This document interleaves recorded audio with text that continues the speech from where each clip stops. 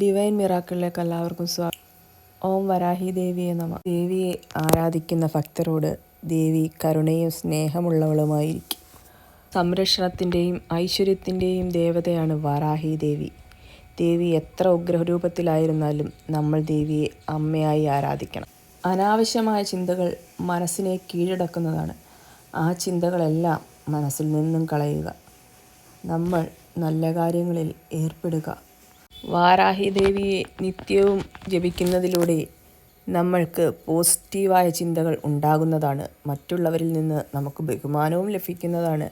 ശത്രുക്കൾ പോലും നമ്മുടെ മുൻപിൽ പിന്മാറിപ്പോകുന്നതാണ്.